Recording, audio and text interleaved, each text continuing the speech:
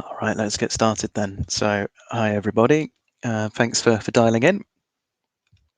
So my name is Tom Rickards. I hope that you're all doing well, and thanks for joining me today. I'm going to be your host for the webinar. I'm an account director here at Fresh Relevance, which means that it's my job to help my clients ensure that they are getting the most out of the platform from a strategic perspective. So before I start, just a bit of housekeeping for you. The webinar will be about 30 minutes long, depending on how much I waffle on for. You can ask questions by going to the webinar panel and clicking the questions tab, and then I'll do my best to answer them at the end of the presentation. There are also going to be 2 polls during the webinar. To take part, again, you just need to go to the webinar panel and click on polls. Hopefully self-explanatory enough, and please do join in with them. So the topics that I'm going to cover in today's webinar include which tactics deliver ROI, enhance user experience, and build loyalty, how to make decisions to propel your business forward, the importance of geotargeting, and then I'll give you some action points to take on now.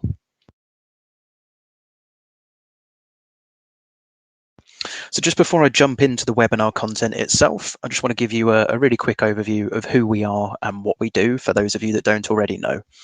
So Fresh Relevance, we're a comprehensive real-time personalization platform, which can be used to collect customer data, analyze it, and then personalize with it. We help digital marketers achieve their ultimate goal of boosting customer loyalty and revenue by creating an optimized journey across all channels and devices. The platform gathers data wherever customers go, then brings it all together in one place with existing data, showing real-time behavior and insight combined with the power to act on it. So some of the product features include cross-channel personalization, dynamic images, product recommendations, data capture popovers, triggered emails, social proof, geo-targeting, and a whole lot more too. We're trusted by over 500 websites worldwide, and you can see a few of them appearing on this slide here. We have offices in London, Southampton, Boston, and Amsterdam, and currently all over the UK because everyone like myself is working from home at the moment.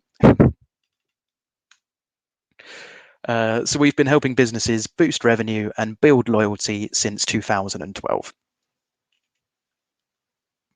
So to get things actually started then, let's talk about some of the current challenges that you as marketers are likely to be facing at the moment. So even before the crisis, personalization and at-home convenience were gaining momentum. Netflix and chill was becoming the standard Friday night for many people across the globe. Consumers were craving more personalized interactions with retailers, asking for their product offerings to be tailored to their interests. That's why we're seeing the likes of subscription retailers such as Birchbox rising in popularity as they send beauty products to customers each month based on their unique preferences.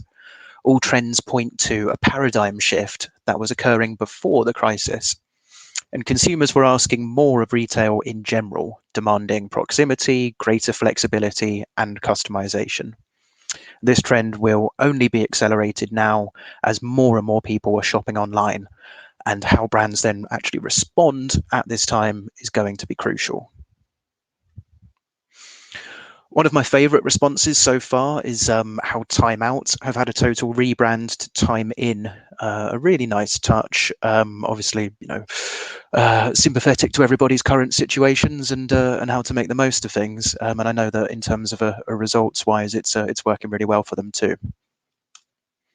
Having coronavirus information front and center of your website in easy to find banners, like this Canopy and Stars example, has now become commonplace for websites as well. This is actually something that we're offering additional help with through our critical messaging content tools. So if this isn't something that you're doing or you feel that you could do with some help with that as well, then please do get in touch with us as well. The sort of content that brands are putting out has to keep up with the current situation. whether that's offering useful advice or just making your products that benefit staying at home more prominent. If you're not adapting, then you're potentially setting yourself up to fail. The current economic downturn and the impact on retailers will now be significant. Consumers will have less disposable income, shop less, or do more bargain hunting, while retailers have to deal with marketing budget cuts and less money for expensive acquisition marketing, while obviously still be expected to hit their high revenue targets. I wonder if that sounds familiar for any of you. So just before we go into the tactics in more detail, I'd like to ask you to take part in a short poll. And the question is, did you have to make cuts to your marketing budget as a result of the current crisis? So I'll just wait a moment for some results to come in. It's definitely a common theme in some of the conversations that I'm having with clients at the moment. So I've got a bit of a hunch for how this one might come out, but let's see what the answers actually are.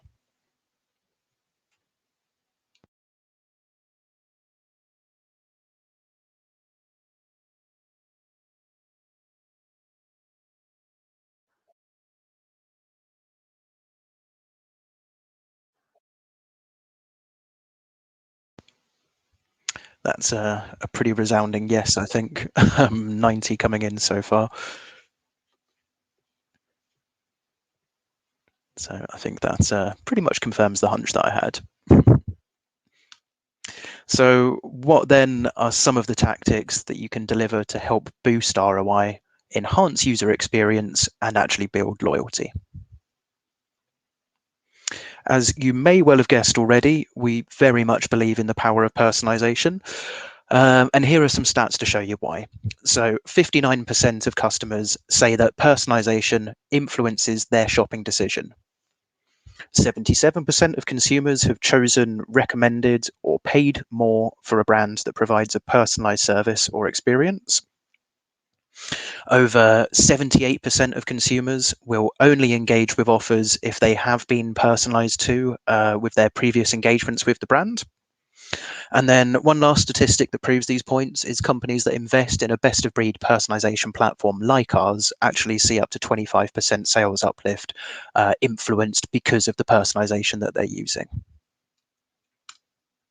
So where do you actually start with all of that? Now more than ever, it really is critical to drive maximum value from the most effective marketing touchpoints that you own. And these are email and the website. So email remains the marketing channel that delivers the best ROI at a fraction of the costs of a lot of other forms of marketing out there. So that includes pay-per-click and paid social. Meanwhile, the website is your storefront to the world.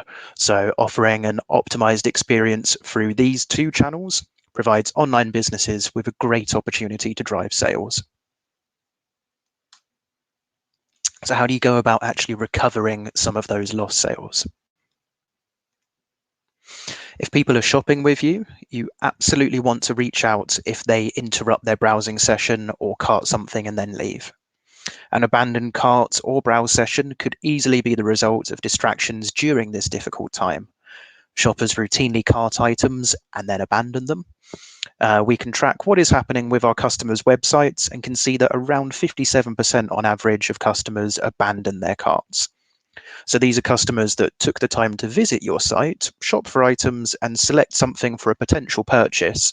So then sending out a cart abandonment email is a simple, cost-effective way to claim back some of that revenue. And it works. So our customers receive an average 7% sales uplift from cart recovery emails. And for our clients, this amounted to roughly an extra £73,000 per £1 million of turnover. The figures are taken from our quarterly marketing reports, and these are updated on the website. So do feel free to have a look at those as well. That extra revenue really could be critical during these recessionary times. So best practice is to send a recovery email around about 30 minutes after the cart is abandoned, but you should always test different timings to find out what works best for you specifically and for your customers. The subject line should make it clear why the shopper received the email and why they should actually open it. It's a good idea to include the name of your brand, the name of the product itself. So FFX is a really good example of this. They use some of our unique features like personalized banners and product recommendations, actually based upon the brands that people have either carted or browsed. So if I've been looking at Makita drill, then I see imagery for Makita and then Makita product recommendations, or likewise if I've seen Milwaukee, like in this example, there's a host of different versions that are going out according to the products themselves that people are interested in.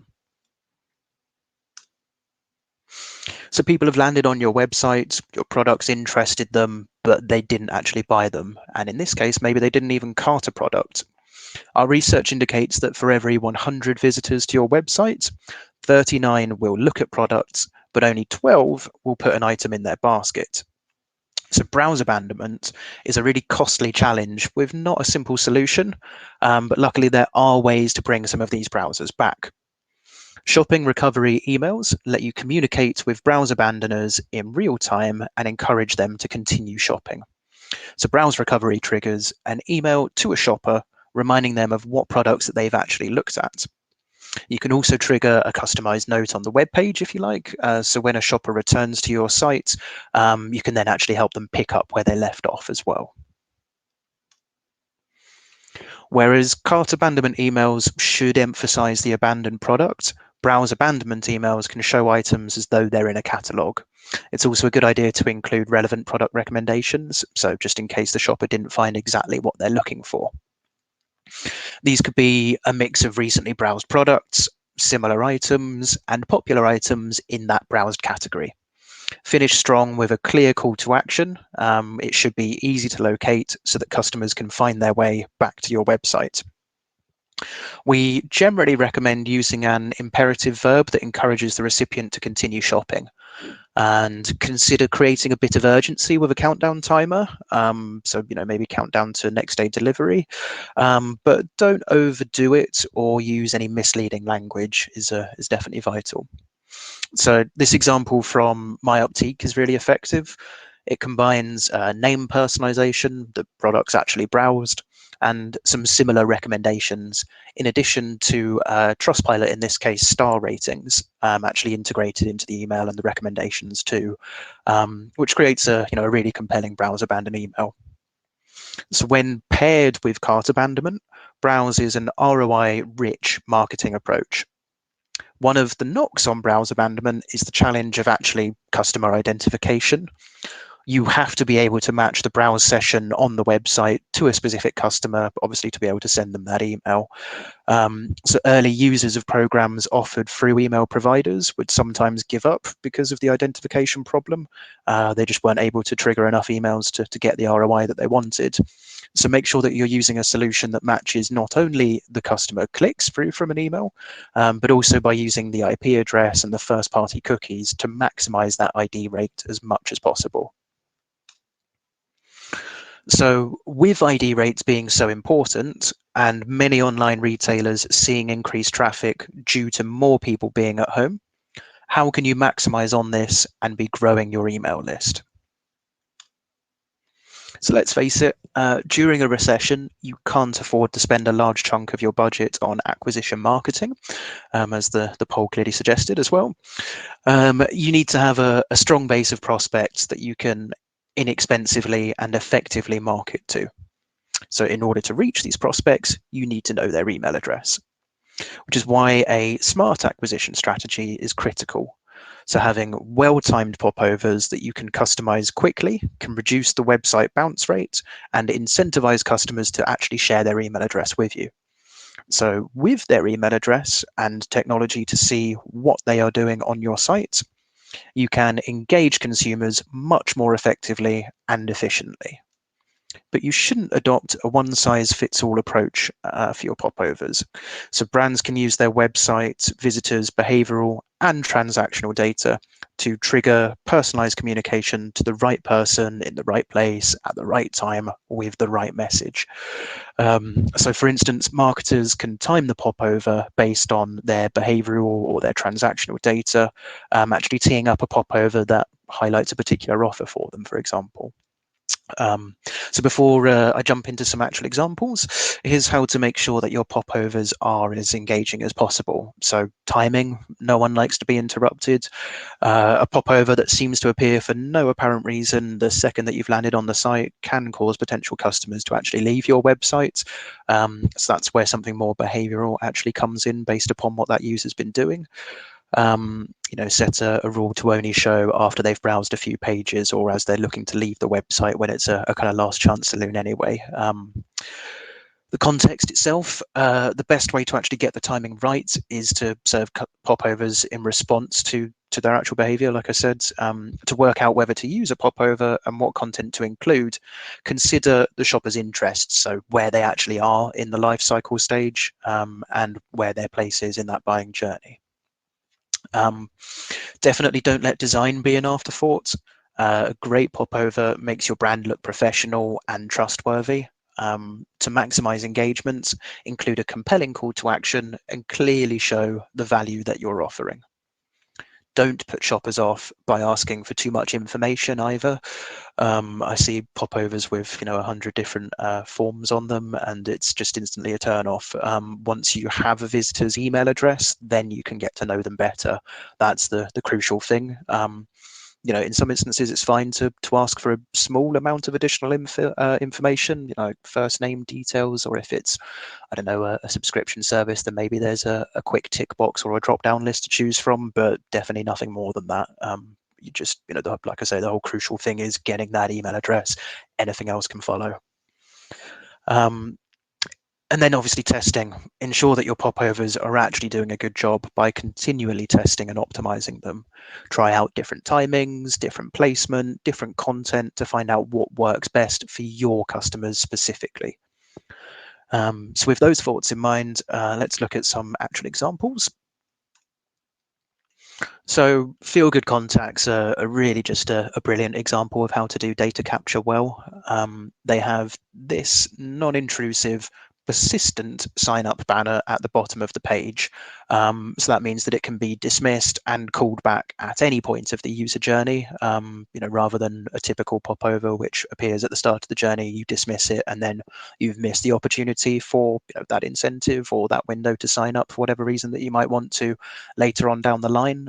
This one you can click on the X and it will just minimize, and then you can call it back again if you want to later on. When the person actually starts typing their email address into it, the privacy policy appears. So they're then ticking all of their boxes for GDPR.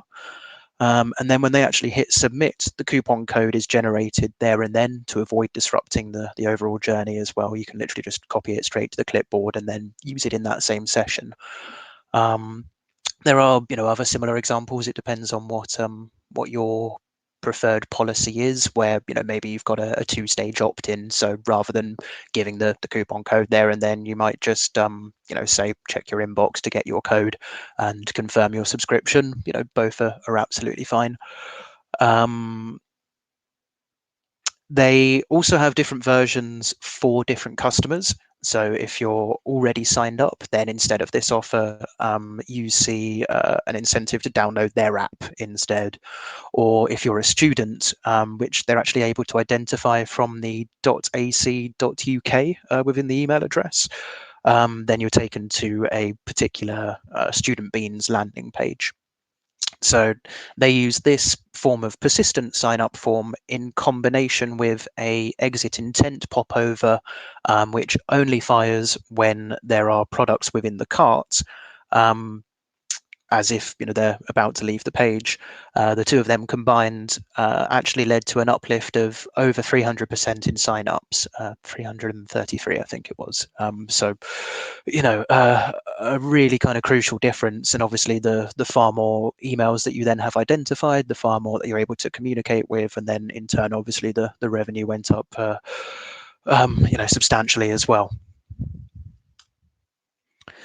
This pure collection example shows how you can combine recommendations with popovers. So in this example, the customer is already identified, so is therefore being reminded of what they're leaving behind in their basket in the hope that they won't leave the session. But if, for example, they were an unidentified person, then you could, in addition to the products that they've been looking at, actually show a sign-up form saying, please give us your email address. We'll send you a reminder of these great products so that you can come back to them later. Now, when times are tough, as they are at the moment, it's obviously more important than ever to try and maximize on sales profits. So make it easy for those customers who are most likely to be interested to discover products with high profit margins, or that maybe you just want to clear something from your warehouse. So the capabilities of your product recommendation solution will be a real key for success here. You need to be able to design a recommendation strategy that meets your unique goals. So our clients see an average of 10% sales uplift from recommendations. Um, Yet your options will be limited if your product recommendations engine only offers basic recommendation types, so just such as standard bestsellers or new arrivals, or if it's a black box in terms of how it decides which products it recommends. Um, it can mean that you're wasting precious marketing real estate by recommending, say, low price items. So I don't know, maybe you're just showing up a recommendation loaded with light bulbs instead of actual lamp shades, or maybe you're just showing loads of drill bits instead of actual drills because they're the higher price items that you'd rather be recommending. So definitely look for a solution that lets you flexibly set the rules for what products to display throughout the purchase journey. So, for example, if a customer carted and abandoned a puffer jacket and you stock similar jackets with a higher profit margin, make sure to recommend those alternatives in your cart abandonment email or on your website. Um, is the end of the season approaching and there's still stock left from the previous, or do you have items that sell slowly in a particular size or color? Why not highlight those particular products to shoppers who have browsed them in the past? You could prominently feature the item in the viewed colorway on the website, or send customers a price drop alert when their size has gone on sale. Ideally, you should be choosing a technology that updates the content within the template in real time. If an email is opened a couple of days after it's actually been sent, then the trending product feed will always be updated and assembled at open time so that the suggestions that are being made are still relevant for that shopper and for that company as well.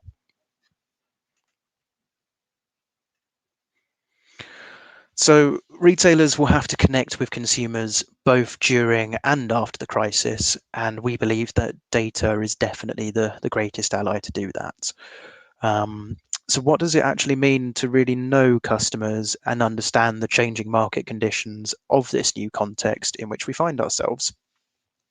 For many, the first step is analysing what was happening before the crisis, as well as staying on top of what is happening as COVID-19 unfolds.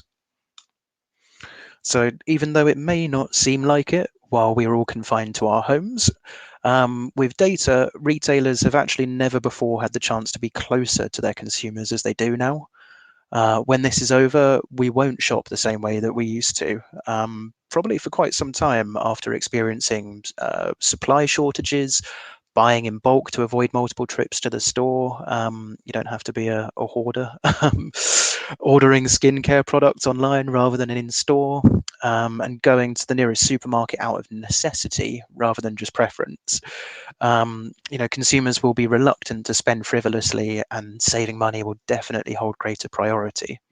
So therefore, local one-to-one marketing will take precedence over the kind of blanketing one-size-fits-all approach. Um, so yeah, you need greater personalization, and therefore you'll have higher conversions. The convenience and proximity will become even more important factors when it comes to making purchasing decisions too. So the time to take decisive action really is now, and data is the bridge that makes reconnecting with consumers possible. There's a whole wealth of data that you can and should analyze. People's behavior might have changed during the crisis, so even if you think that you knew everything about your customers beforehand, it's important to definitely take another look again now. Um, So behavioral and transactional data will give you a more accurate picture of a customer's current preferences and habits. Insights can be gleaned by looking at behavioral information such as browse data, what products, brands, product categories, and so on people have actually looked at, the abandoned cart data, the content consumed, search keywords, visitor frequency, transactional data, and their actual purchase histories. The more information that you leverage in your marketing, the more precisely and accurately tailored your content can be. So once you've defined the behavioral information, it's time to bring it actually to bear. So when visitors come to your site, you want to make them feel as if the offers were designed especially for them. And one way to achieve this is through using dynamic content. So decide which sections of your homepage, or even the entire homepage if you like, you want to tailor to each individual, and then set rules for what piece of dynamic content to then actually display to them. So for example, you could offer items that are on sale or have just dropped in price to bargain hunters who regularly hunt for bargains, or who will make an impulse buy when an item is discounted. You could show special discounts or coupons to frequent buyers who are very engaged on your site but haven't yet bought anything. You could trigger price drop alerts to inform shoppers when their favorite product has been discounted outside of a normal sale, or send alerts to those shoppers who have recently browsed something but now it's dropped in price. You could also trigger email to inform shoppers that an item is back in stock if they recently browsed an out of stock product. I know at the moment that's a particularly common one that I've been speaking about. There's so much, I don't know, using hand sanitizer as an example that I've been speaking about, even just in my local pharmacy. Knowing when that actually comes in back into stock, people are jumping on that. It's really valuable information. So the more that you can be taking advantage of that sort of information, the better. Another data point to look at then is price affinity. So imagine that you could foresee the amount a new shopper was actually going to spend. With AI-powered price affinity predictions, this is actually becoming a reality. So many retailers struggle to identify and present items in the shopper's desired price level, even though they may have products available. So as the shopper hasn't expressed their interests yet, by predicting the shopper's price point, you can then provide an even more relevant and targeted experience to new website visitors straight away from the moment that they arrive. So an AI-powered algorithm looks at the individual's contextual data, such as their traffic source, device, the time of day, their location. It then compares this information with similar people who have gone on to make purchases. This then allows you to anticipate what a new visitor's price affinity will be and present them with products that sit well within their price range. So this is likely to align more closely with what they're actually looking for, and then encourage them to engage more with your brand. So always make sure to filter based on real-time information. A recession will bring out the bargain hunters, as I've said. So if you know which of your customers are particularly price sensitive, then you can offer suggestions that might fit their budget or alert them to sales on items that they've been browsing. And then knowing a website visitor's location is another really useful data point to look at. And it brings us to our last topic of geotargeting. So this is for the second poll.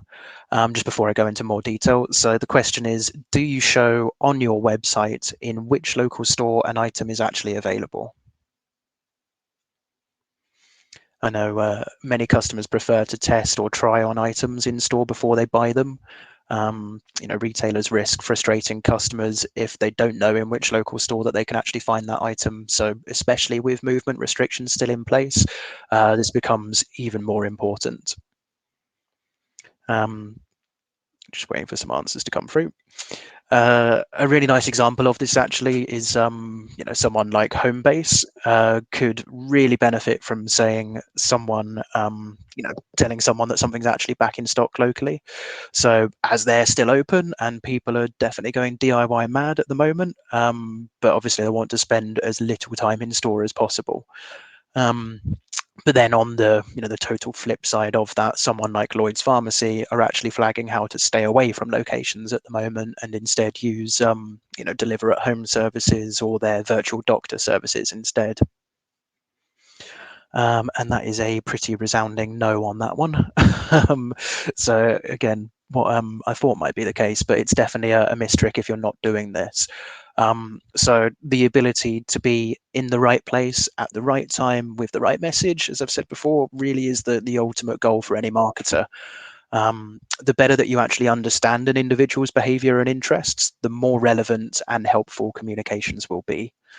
The impact is even bigger when you combine this information with context around a customer's location. So with geotargeting tactics, marketers have a huge opportunity to connect with customers on a deeper level. This ultimately leads to a more tailored experience, which in turn makes shoppers' lives easier and encourages a purchase. So, like I said, sharing useful details such as opening hours or the directions to a customer's nearest store might be the more common use of location-based marketing. But then geotargeting can take personalization much further than that by actually matching a product's specific location with that shopper's location and their behavior. You can customize email and website content to only display products available in the customer's nearest store based on their location at their time of browsing. So Pavers is a nice example of this. They show a product's in-store availability on the product detail page, but with the right technology, this kind of data could be used to fuel the product recommendations on the website and in emails as well. So that's nearly it from me. Just to highlight a couple of key action points then, really, the takeaways from this. So number one, start with collecting and analyzing your data. Learn as much as possible about your customers and start now. Um, even if people are not buying from you right now, you need to know what they browsed so that you can offer it to them when they are then ready to make a purchase again. So data, as always, really is king in this case. And then number two, based on your data, start personalizing their experience. So don't treat everybody the same. People will be in different stages right now. Some will have been, badly affected by this crisis, whereas others, maybe have actually saved a bit of money and are just waiting for some inspiration on how to spend it. So tools such as the price affinity calculator will be extremely useful, for example. And then finally, test, be flexible, be innovative. Tactics that worked in the past may not work anymore.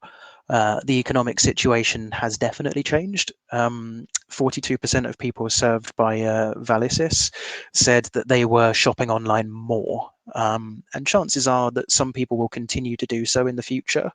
So your typical customers might be different now, and you need to learn about their new behavior and their preferences.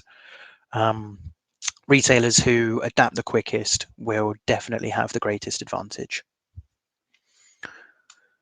So that is it from me, nearly in time, only sort of 5 minutes over, I think. So thanks for listening, and I hope that you found it useful. I do have time for a couple of quick questions, I think. So I'll just have a look at some of those. So the first one I've got here is around what revenue impact have you seen across your clients through COVID-19? So it's really been very varied. Obviously I work with a whole range of different clients. Ones in the travel industry and the events industry, unsurprisingly, have been hit quite hardly, whereas, like I've mentioned throughout, other retailers are actually thriving at the moment from the increased traffic and people being at home. Toys and games have seen a massive increase. Home garden, DIY, B&Qs, your home bases, those type of shops, definitely are doing really well. Technology as well is a really kind of thriving industry. Anything that can take advantage of working from home, and getting that messaging out at the right time, sort of at the start of it, has definitely done well. We did actually do a report on this based upon March's impact specifically across our clients, some sort of average numbers and percentages. So it's well worth having a look at that on our resources page as well to see the specific figures.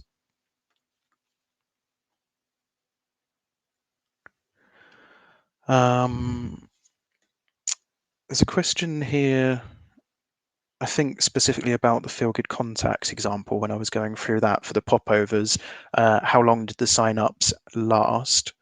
So I assume that's sort of referring to the increase that I spoke about. There obviously was, a big spike in the first month of going live, but it didn't, drop off drastically after that. It really has stayed at a really nice and consistent pace since then.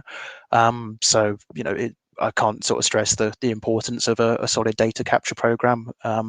Really is the kind of key to everything for us as a platform. We use the email address as the identifier for all of those records. When you have that, there is, particularly with web personalization, there's things that you can do before you know who that person is based upon their their browse behavior. So if they've been looking at monitors, then you can still show them those the next time they come back in some imagery or some recommendations. But when you have that email address, that's when you can really target people much better, and obviously it opens up the whole world, like I said, to browse abandon and cart abandon, where typically there are some really good there's some great ROI to be had there.